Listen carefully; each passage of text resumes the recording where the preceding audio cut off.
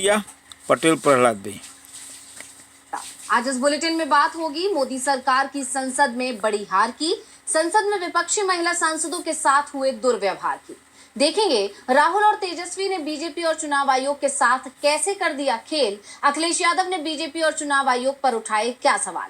जानेंगे महाराष्ट्र में बीजेपी को कैसे मिली करारी हार, और बुलेटिन के आखिर में देखेंगे जाने माने कार्टूनिस्ट इरफान की किस खबर पर पड़ी तिरछी नजर। लेकिन दिन भर की तमाम बड़ी खबरों से पहले एक नजर आज की सुर्खियों पर। गोवा में बीजेपी सरकार को झटका, पर्यावरण मंत्री एलिस्को सिकेरा ने दिया इस्तीफा, मंत्री के इस्तीफे पर घिरी बीजेपी सरकार। शिवसेना यूबीटी सांसद संजय राउत का बयान, उपराष्ट्रपति चुनाव को लेकर किया दावा, बोले एनडीए को बहुमत पर भरोसा नहीं, इसलिए विपक्ष से किया जा रहा है संपर्क। दिल्ली सीएम रेखा गुप्ता पर हुआ हमला, राजकोट से आया था हमलावर राजेश, आरोपी को किया गया गिरफ्तार। हरे निशान पर बंद हुआ शेयर बाजार, 213 अंकों की बढ़त के साथ 81,857 पर बंद हुआ सेंसेक्स, वहीं 69 अंकों की बढ़त के साथ 25,050 पर बंद हुआ निफ्टी। ये तो थी सुर्खियां, अब बात आज की सबसे बड़ी खबर की। संसद में प्रधानमंत्री, मुख्यमंत्रियों और मंत्रियों को अपराध के गंभीर आरोपों के बाद पद से हटाने वाला बिल पेश होते हुए बवाल मच गया। विपक्ष ने सरकार की नीयत पर सवाल उठा दिए। विपक्ष का आरोप है कि बिल में ऐसे प्रावधान किए गए हैं कि केंद्रीय जांच एजेंसियां किसी भी राज्य सरकार को गिराने की हैसियत में पहुंच जाएंगी। बिल पर मचे बवाल के चलते मोदी सरकार अब दबाव में दिखाई दी और इसे जेपीसी के हवाले कर दिया गया। तो क्या है इस बिल पर प्रावधान जिसे विपक्ष बता रहा है लोकतंत्र के लिए खतरा? देखिए रिपोर्ट। संसद में जबरदस्त बवाल मचा। गृह मंत्री अमित शाह के सामने विपक्षी दल के सांसद ने एक बिल की कॉपियां फाड़ दी। जबरदस्त विरोध और नारेबाजी के बीच संसद की कार्रवाई स्थगित हो गई। संसद में बवाल मचा था शाह की तरफ से पेश किए गए 3 बिलों को लेकर, जिसमें प्रावधान किया गया है कि प्रधानमंत्री, मुख्यमंत्री या कोई भी मंत्री किसी ऐसे अपराध में गिरफ्तार किया जाता है या 30 दिन से ज्यादा वक्त तक वो जांच एजेंसियों की हिरासत में रहता है और जो आरोप लगाए गए हैं उसमें 5 साल या उससे ज्यादा की सजा हो सकती है, तो उसे पद छोड़ना पड़ेगा। इसके लिए लोकसभा में जो 3 बिल पेश किए गए हैं उसमें पहला बिल 130वां संविधान संशोधन बिल 2025 है, जो केंद्र और राज्य सरकारों पर लागू होगा। दूसरा bill government of union territories संशोधन बिल 2025 है, जो केंद्र शासित राज्यों के लिए है। तीसरा बिल जम्मू कश्मीर पुनर्गठन संशोधन बिल 2025 है, जिसे जम्मू कश्मीर पर लागू किया जाएगा। लेकिन जैसे ही ये बिल लोकसभा में पेश हुआ, विपक्ष का गुस्सा आसमान पर पहुंच गया, क्योंकि पहले से ही ईडी और सीबीआई के चलते गैर बीजेपी शासित राज्य मुश्किल में दिखाई देते हैं और इस बिल की मदद से केंद्र सरकार विरोधी दल के शासित राज्यों की मुश्किलें और बढ़ाने की तैयारी में है, जिसके चलते विपक्ष ने बिल को वापस लेने की डिमांड कर दी। इंडिया गठबंधन का कहना है कि अगर ये बिल कानून में बदल गया तो फिर देश में एक पार्टी सिस्टम लागू हो जाएगा, फिर जनता की चुनी गई सरकार को जांच एजेंसियों की मदद से केंद्र सरकार हटा देगी। गैर बीजेपी दल लगातार ये आरोप लगाते रहे हैं कि सरकार के पास ईडी, सीबीआई और एनआईए की भी ताकत है और इसकी मदद से किसी भी नेता के खिलाफ मामला दर्ज कर उसे गिरफ्तार किया जा सकता है और उन धाराओं में मुकदमा दर्ज किया जा सकता है जिसमें 6 महीने तक जमानत का ही प्रावधान नहीं हो, जिसके चलते केंद्र के इशारे पर केंद्रीय जांच एजेंसियां किसी भी राज्य की सरकार को पलटने की ताकत हासिल कर लेंगी। वैसे ये बिल संविधान संशोधन बिल है, इसलिए संसद के दोनों ही सदनों में इसे पास कराने के लिए 2/3 समर्थन की जरूरत होगी और बिना विपक्ष की मदद के ये काम सरकार नहीं कर पाएगी और इसी के चलते इस बिल को जेपीसी के पास भेजा गया है। विपक्ष के दबाव में सरकार ने बिल तो जेपीसी में भेज दिया, लेकिन मोदी सरकार के मंत्री गंभीर आरोपों में घिर गए। इंडिया गठबंधन की 2 महिला सांसदों ने दावा किया है कि मोदी सरकार के मंत्रियों ने उनके साथ मारपीट की है, जिससे संसद में महिला सांसदों की सुरक्षा पर सवाल उठ गए हैं। देखिए रिपोर्ट। केंद्र सरकार के नए बिल पर विपक्षी दलों ने जोरदार विरोध किया तो सत्ता पक्ष बौखला गया और इसके बाद संसद के अंदर हालात बेकाबू हो गए। दोनों पक्षों के बीच शुरू हुई बहस धीरे धीरे मारपीट तक पहुंच गई। इसी को लेकर विपक्ष की 2 सांसदों ने केंद्रीय मंत्री किरण रिजिजू और रवनीत सिंह बिट्टू पर गंभीर आरोप लगा दिया है। टीएमसी सांसद मिताली बाग और शताब्दी रॉय ने आरोप लगाया कि भाजपा सांसद और केंद्रीय मंत्री किरण रिजिजू और रवनीत सिंह बिट्टू ने लोकसभा में उनके साथ मारपीट और धक्का मुक्की की। मिताली बाग ने एक बयान में कहा कि जब हम विधेयक का विरोध कर रहे थे तब केंद्रीय मंत्री रवनीत सिंह बिट्टू और किरण रिजिजू ने मुझ पर अचानक हमला कर दिया। देखिए, हम लोगों को जो एमपी थे, टीएमसी का एमपी ओएलएक्स के सब लोगों के ओएलएक्स से गया तो प्रतिवाद किया, तो रिजू जी और बिट्टू जी अचानक मुझ पर हमला किया, धक्का मारा, छीड़ दिया यहाँ पे देखिए छीड़ दिया। पहले तो रिजू जी ने मारा, बिट्टू जी ने मारा, तो हमारा जो पठान भाई है ना, वो देख नहीं पाता, वो यहाँ से अगले रखा, उसके बाद तोड़ा, हमला किया, जोर से हमला किया मोले लोगों ने। ये तो लज्जा की बात है। महिला सांसदों के साथ हुई इस बदसलूकी के आरोपों ने बीजेपी सांसदों को बुरा फंसा दिया है। महिलाओं पर हाथ उठाने के चलते बीजेपी सांसदों की बुरी फजीहत हो रही है। पार्टी पर महिलाओं के अपमान का आरोप लग रहा है। अब विपक्ष इस मुद्दे को जोर शोर से उठा रहा है। ऐसे में देखना होगा कि अब ये मामला कहां तक पहुंचता है। मोदी सरकार मुसीबत में दिख रही है तो चुनाव आयोग भी परेशानी से घिरता दिख रहा है। बिहार में एसआईआर को लेकर विपक्ष के हमले तीखे होते जा रहे हैं। राहुल और तेजस्वी यादव की वोटर अधिकार यात्रा को जिस तरह का जबरदस्त समर्थन मिला है, उसने बीजेपी के भी होश उड़ा दिए हैं। तो कैसे वोटर अधिकार बन गई बीजेपी और चुनाव आयोग का सिर दर्द, देखेंगे रिपोर्ट में। कांग्रेस सांसद राहुल गांधी एसआईआर प्रक्रिया में हुई गड़बड़ी और पिछले चुनावों में हुई धांधली पर लगातार सरकार और चुनाव आयोग की पोल खोल रहे हैं। जल्दी ही बिहार में विधानसभा चुनाव होने हैं और इससे पहले राहुल गांधी और तेजस्वी यादव ने बिहार में वोट चोरी के खिलाफ वोटर अधिकार यात्रा निकाली है। वो जनता को इस मुद्दे पर जागरूक कर रहे हैं। वैसे तो उनकी ये यात्रा 16 दिन तक चलने वाली है और अभी इसे सिर्फ 3 दिन ही हुए हैं, लेकिन अभी से बिहार की जनता पर इसका असर साफ साफ दिखाई दे रहा है। खुद राहुल गांधी का कहना है कि वोट चोरी को लेकर बिहार का प्रतिरोध सामने आ रहा है। जल्दी ही ये पूरे देश में भी देखने को मिलेगा। उन्होंने कहा, response is very good. Bihar में तो अब सब लोग कह रहे हैं वोट चोरी, वोट चोरी, वोट चोरी, और ये रियलिटी है। वो जो इलेक्शन चोरी करने की कोशिश हो रही है, तो बिहार का रेजिस्टेंस आ रहा है, बहुत बढ़िया आ रहा है और जोरों से आएगा। पूरे इस यात्रा को भारी जन समर्थन मिल रहा है, जिसकी तस्वीरें भी हर तरफ छाई हुई हैं। राहुल के साथ आरजेडी नेता तेजस्वी यादव भी इस यात्रा में लगातार वोट चोरी पर सरकार और चुनाव आयोग पर निशाना साध रहे हैं।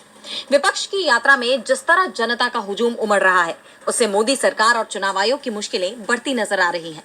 विपक्ष के कई नेता तो ये दावा भी कर रहे हैं कि राहुल की इस यात्रा ने बिहार में खेला कर दिया है। वोटर अधिकार यात्रा से बीजेपी और चुनाव आयोग दोनों ही परेशान दिख रहे हैं। चुनाव आयोग की परेशानी ये है कि उस पर सीधे आरोप लग रहे हैं, तो बीजेपी पर भी बेईमानी से चुनाव जीतने को लेकर सवाल उठ रहे हैं। अब समाजवादी पार्टी के चीफ अखिलेश यादव ने इसे लेकर दोनों को ही घेर लिया। तो क्या कहा अखिलेश ने, देखिए रिपोर्ट। बिहार चुनाव को लेकर राज्य में सियासी हलचल तेज है। चुनाव से पहले कांग्रेस सांसद राहुल गांधी और आरजेडी नेता तेजस्वी यादव ने तो पहले ही वोटर अधिकार यात्रा निकालकर एनडीए की मुश्किलें बढ़ा दी हैं। और अब खबर है कि इस यात्रा में समाजवादी पार्टी के अध्यक्ष अखिलेश यादव के भी शामिल होने की संभावना है। मीडिया से बात करते हुए अखिलेश यादव से जब पूछा गया कि क्या वो बिहार जाएंगे, तो उन्होंने साफ कहा कि अगर बिहार के लोग बुलाएंगे तो मैं जरूर जाऊंगा।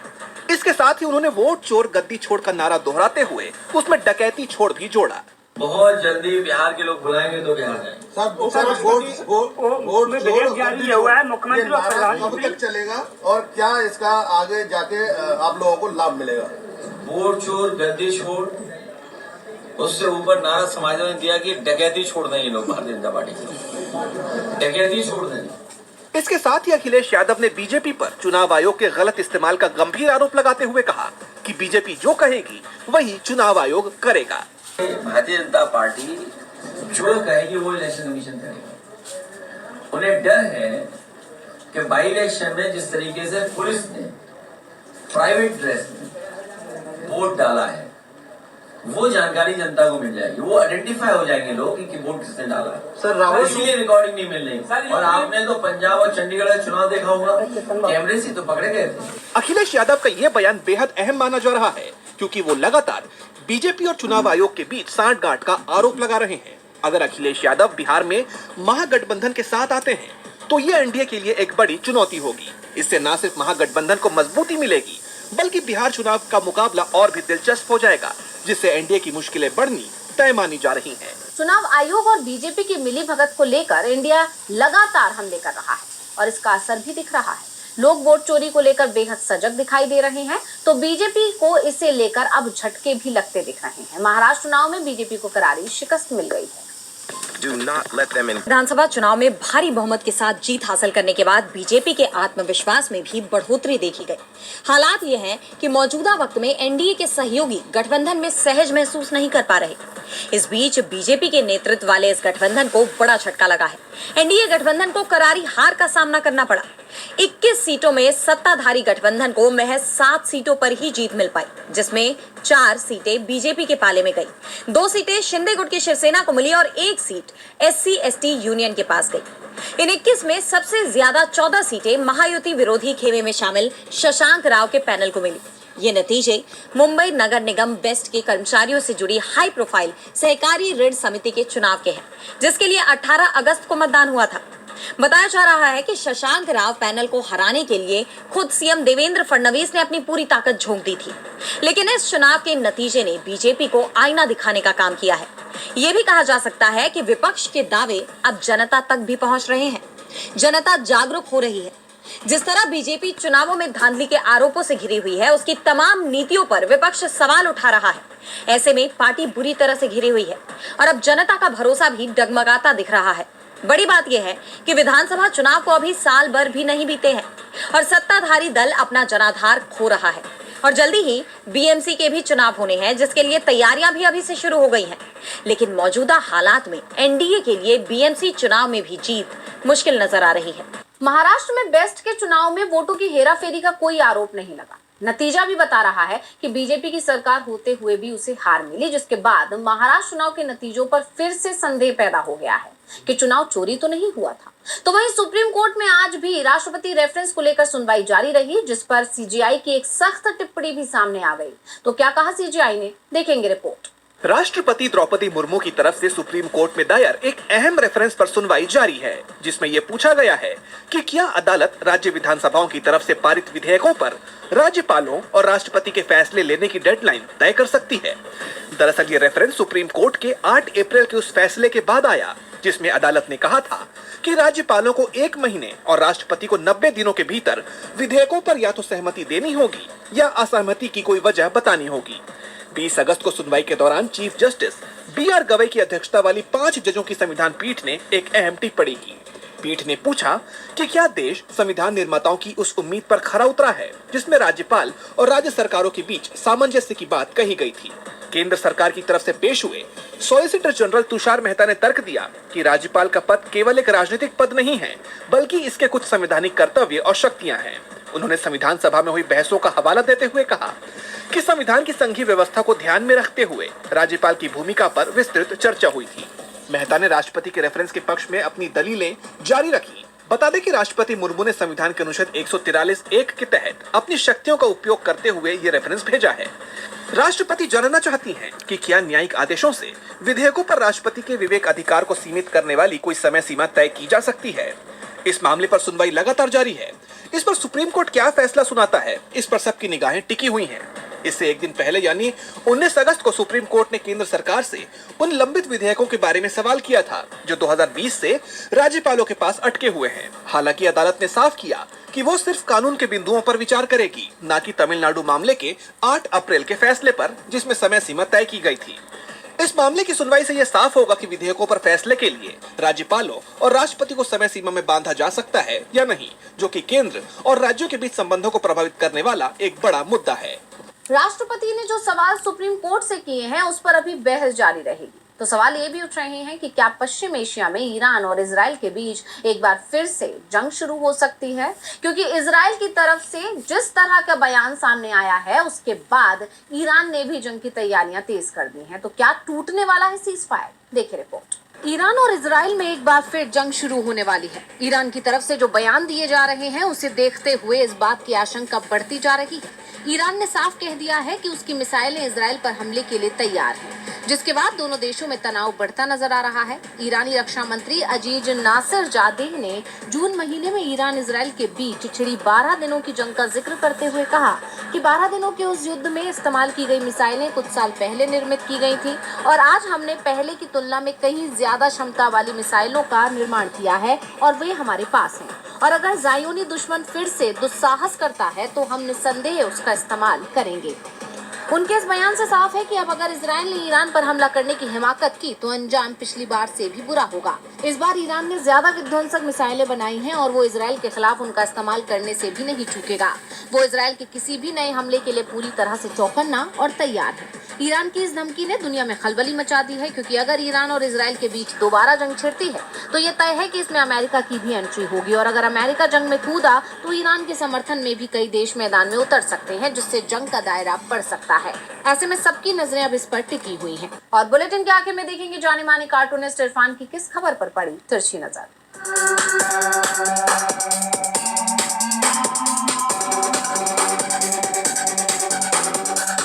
विरोधियों को सत्ता से दूर रखने के लिए बीजेपी अपने सारे हथकंडे अपना रही है। बिहार में सभी को पता है SIR जो चुनाव आयोग की बनाई हुई लिस्ट है, उसके बावजूद भी अगर विरोधी पार्टी सत्ता में आ जाती है तो उनके मंत्रियों को और मुख्यमंत्री को वो 30 दिन के लिए जेल भेजकर मंत्री और मुख्यमंत्री नहीं रहने देगी। इसलिए अब तय करना है नॉन बीजेपी वाले मंत्री और CM जितने भी लोग हैं उनको कि वो जेल जाना चाहते हैं या बड़ी पार्टी की बड़ी वॉशिंग मशीन के अंदर जग सफेद हो जाना चाहते हैं।